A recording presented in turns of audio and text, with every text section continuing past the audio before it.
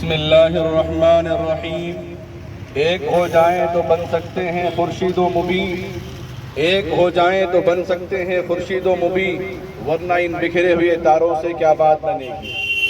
یہ پیغام ہم پورے ہندوستان کی جانب سے دینا چاہتے ہیں۔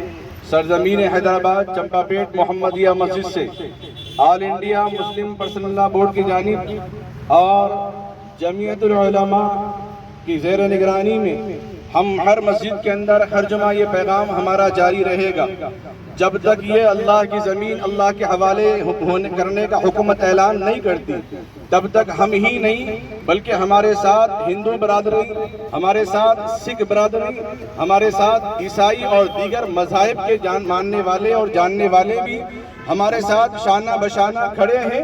ہم ہر جگہ کا دورہ کر رہے ہیں۔ ہر جمعہ کے موقع پر ہم یہ میڈیا کے ذریعے سے، یوٹیوب کے ذریعے سے، اخباروں کے ذریعے سے پیغام دے رہے ہیں۔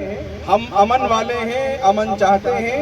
جو قوم پورے ملک کو حفاظت کے لیے بلا کسی مذہب و تفریق حفاظت کرنے کے لیے انگریزوں سے ہم نے لڑ کے اپنی جانیں قربان کر کے ہم نے اس ملک کی حفاظت کی ہے، اسی طریقے سے انشاءاللہ پوری بلا کسی مسلک و مذہب کے یہ ساری قوم، ہر مسلمان اور ہر ہندو، ہر سکھ عیسائی کے اپنے مذہبی حقوق اور آزادی کے لیے انشاءاللہ یہ جنگ لڑیں گے۔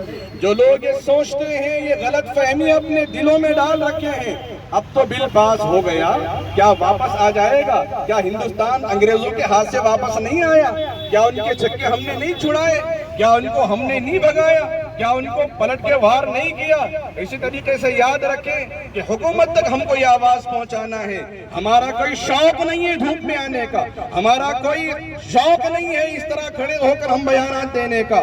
ہم چاہتے ہیں کہ ہماری مسجدیں، ہماری مندریں، ہماری عبادت گاہیں، جو عبادت کا ماحول بنا ہوا ہے، کم سے کم اللہ کو یاد کرنے کے لیے پرسکون ماحول ہمیں چاہیے، چاہے وہ ہندوؤں کو بھی ہو، چاہے وہ عیسائی ہو، سکھ ہو۔ اپنی مذہبی معاملات میں حکومت کو کوئی دخل اندازی نہیں دینا چاہیے۔